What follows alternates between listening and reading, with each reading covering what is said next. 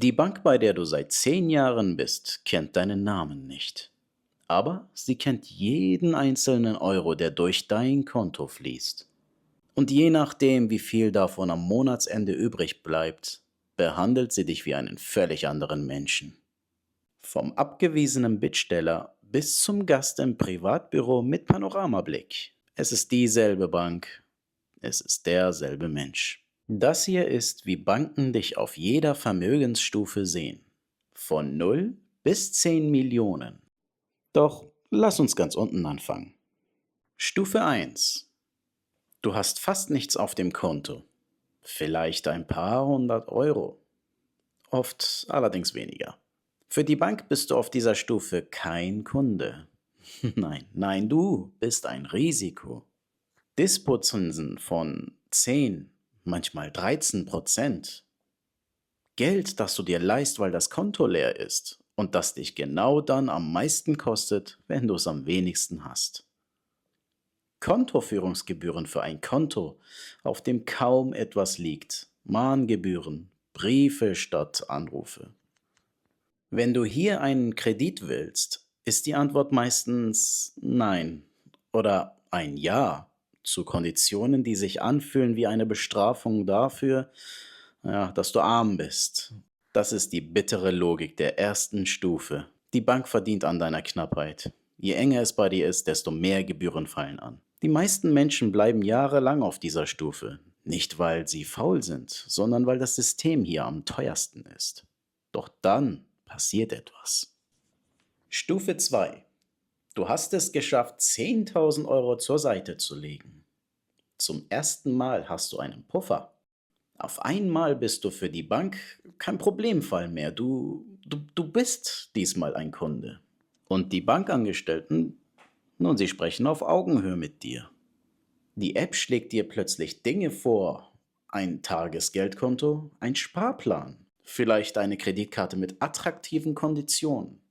Niemand ruft dich an, aber niemand schickt dir gleichzeitig mehr Mahnungen. Du wirst nicht umworben, du wirst geduldet.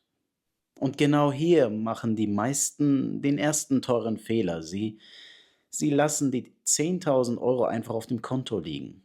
Sicher, denken sie. Aber das Geld, das nur herumliegt, und das hast du sicher schon mal irgendwo gehört, verliert jedes Jahr an Wert. Die Bank weiß das. Naja, aber die Frage ist, ob auch du es weißt. Stufe 3. 100.000 Euro. Hier verändert sich der Ton komplett. Plötzlich hast du einen Termin. Keine Warteschlange. Dein Berater hat einen Namen, einen festen Händedruck und ja, überraschend viel Zeit für dich. Und das ist viel wert. Du bekommst Kaffee. Du bekommst Broschüren auf glänzendem Papier. Du bekommst das Gefühl, wichtig zu sein. Und du bekommst Angebote, Fonds, Versicherungen, maßgeschneiderte Anlagelösungen. Aber hier ist der Haken, den dir niemand laut sagt. Vieles, was dein Berater dir verkauft, ist vor allem für die Bank ein gutes Geschäft, nicht unbedingt für dich. Hohe Gebühren, versteckt in Kleingedruckten, Produkte, die gut klingen und schlecht rechnen. Auf dieser Stufe lernst du die wichtigste Lektion über Banken überhaupt. Freundlichkeit ist kein Geschenk, sie ist eine Verkaufsstrategie. Wer das versteht, sagt zum ersten Mal höflich Nein, danke und fängt an, selbst zu entscheiden, wohin sein Geld fließt.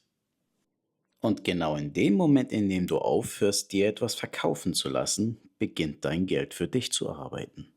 Stufe 4. 1 Million Euro. Nun, ab hier öffnet sich eine Tür, von der die meisten Menschen nicht einmal wussten, dass es sie gibt. Private Banking. Kein Schalter mehr, kein Warten.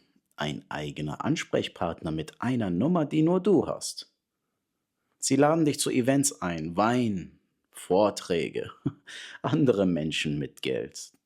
Du bist, ja, du bist jetzt ein Teil eines gewissen Kreises. Man kennt es aus dem Film. Hm?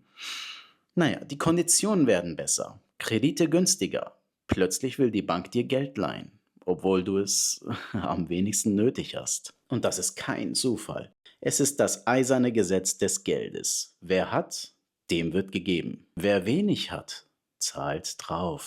Auf dieser Stufe behandeln sie dich wie einen Partner. Und in gewisser Weise bist du das ja auch. Dein Geld arbeitet für die Bank und die Bank, die weiß das. Aber auch hier gilt, je mehr sie lächeln, desto genauer solltest du rechnen. Tust du das nicht, wird das teuer, auch in dieser Stufe. Der Unterschied ist, auf dieser Stufe hast du die Macht, Nein zu sagen, und sie hören zu. Mit weiteren Überzeugungskünsten in der Hinterhand. Stufe 5. Jetzt wird's interessant. 10 Millionen Euro, die oberste Etage im wahrsten Sinne. Mit wunderbarem Ausblick über die halbe Welt. Hier rufst du nicht mehr die Bank an. Nein, die Bank ruft dich an. Eine ganze Etage arbeitet im Hintergrund für dich. Steuerberater, Vermögensverwalter, Juristen. Geld auf dieser Stufe verwaltet sich nicht von allein. Es bekommt ein Team. Konditionen, die du auf den unteren Stufen nie bekommen hast, werden dir hier angeboten, bevor du überhaupt fragst. Alle möchten scheinbar das Beste für dich. Geld zieht Geld an, ganz buchstäblich. Auf dieser Stufe ist der schwierigste Teil nicht mehr, nun, Geld zu verdienen, sondern es nicht zu verlieren. Und genau deshalb wird hier oben am leisesten über Geld gesprochen. Echter Reichtum macht keinen Lärm. Wer wirklich oben ist, muss es niemandem zeigen. Denn die, auf die es ankommt, wissen es ohnehin. Und jetzt der unbequeme Teil. Gehe in Gedanken alle 5 Stufen zurück. Überlegen wir es uns mal. Es war immer derselbe Mensch, dieselbe Bank. Der einzige Unterschied, war eine Zahl auf einem Konto. Banken sind keine Freunde, sie sind kein Feind. Sie sind ein Spiegel deines Kontostands und sie behandeln dich genauso, wie deine Zahl es vorgibt. Naja, die schlechte Nachricht, niemand wird dich auf die nächste Stufe heben. Die gute Nachricht ist allerdings, niemand muss es. Das machst du selbst. Es beginnt nicht mit einer Million.